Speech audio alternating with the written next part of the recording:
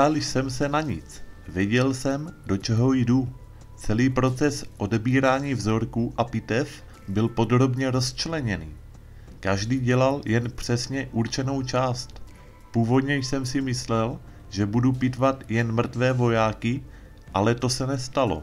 Byl jsem velmi dobrý v držení jazyka za zuby, což mě dostávalo velmi daleko. Ale také mě to velmi frustrovalo.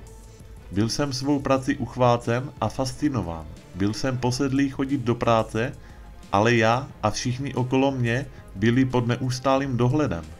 Proto bylo velmi těžké mít přátele a vztahy a dodnes je těžké mít kolem sebe blízké lidi, jelikož jsem doposud všechny ztratil. Zpracovával jsem denně 10 až 20 vzorků s následným hlášením určeným osobám. Velmi přesně a precizně vždy definovali, co se mělo udělat. Byl jsem zvyklý odebírat lidskou tkáň při transplantacích a tak jsem pracoval rychle a tak se rychle posouval dopředu. Odhaduji, že jsem zpracoval kolem 3000 mimozemců. Viděl jsem u mnohých z nich blány přes jejich hlavu či lebku, pokud je někdo neodstranil. Měli různé barvy. Viděl jsem třeba růžovou, fialovou i zelenou. Přes oko měli vždy nějakou blanku nebo čočku, která se tvaru oka přesně přizpůsobovala. Nezáleželo na tom, jestli oko bylo lichoběžníkové, šestiboké nebo kulaté. Byl jsem svědkem rozhovoru o tom, že tyto blány sbírají i potlačují světlo a nejsou biologické. Jsem přesvědčen o tom, že se většině bytostí pomocí nich vše telepaticky promítá do jejich vědomí a mozku. Mnozí mimozemci mají kolem svého těla mikroskopické pole, které je chrání před naší atmosférou. Řada pitvaných bytostí byly jen klony a my jsme jim říkali PLF, naprogramované životní formy. Tyto bytosti jsou napůl kybernetické a napůl organické.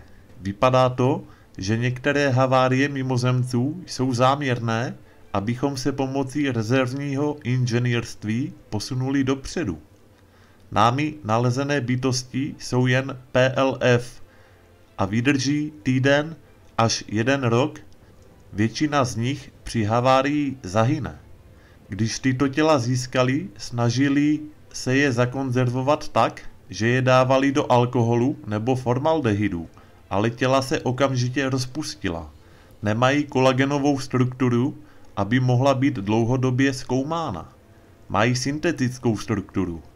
Později začali používat solný roztok s různými typy vody a plazmy. Mimozemci vytvářejí PLF frekvenčně pomocí zvuku, na rozdíl od nás, kdy se klony vytvářejí biologicky. PLF jsou umělé. Viděl jsem to při mé práci. Sice jsem nikdy neviděl pod mikroskopem syntetickou buňku, ale to, co jsem viděl, nebyla pravá tkáň. Většina vzorků nebyla jen testovaná, ale cílem bylo se naučit tyto buňky hybridizovat s lidskými. Toto jsem zjistil až později. Většina z těchto buněk jsou koule či disky a vydrží věčně. Některé bytosti jsou pak jako plastické pytle. V raných fázích kariéry insidera nedostával Emery téměř žádné informace a neměl nikam žádný přístup. Věděl jen, že pracuje na velmi podivných mrtvolách. Obdivoval technologie na základně, které byly značně napřed oproti tomu, co jsme v 90. letech měli oficiálně k dispozici v našem reálném světě. I dnes jsou mnohé z nich stále jako sci-fi. Zahrnovaly interaktivní holografické displeje, technologie podporované vědomím nebo frekvenčně vyrobená, tištěná jídla vyráběná na objednávku. Jak v programech postupoval, začal mít i přímé interakce s řadou různých mimozemských ras, které mu pomáhali s pitvami. Příležitostně musel zůstávat na základně i přes noc, v místnostech, které byly uspůsobeny tak, aby vyhovovaly různým typům mimozemských druhů.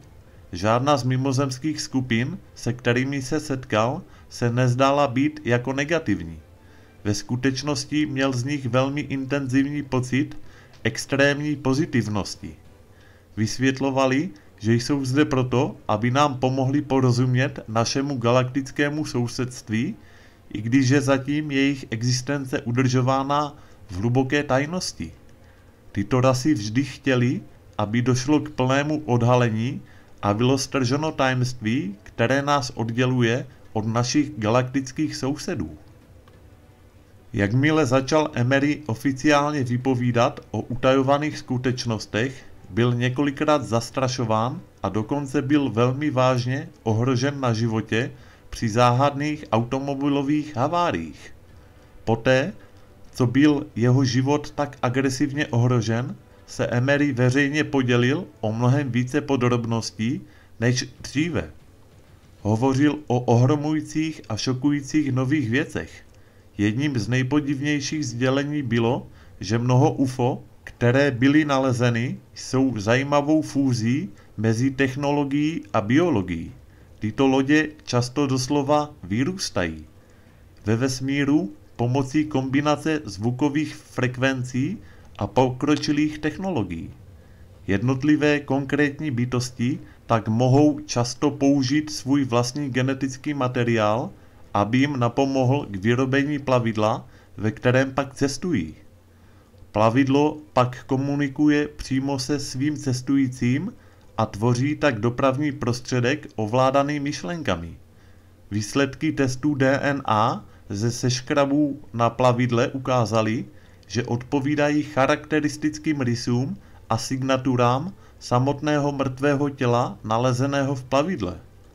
Mnoho z těchto plavidel má svůj vlastní typ osobnosti, velice touží dělat radost svému pilotovi a jsou připravena udělat cokoliv, na co má oprávnění je požádat.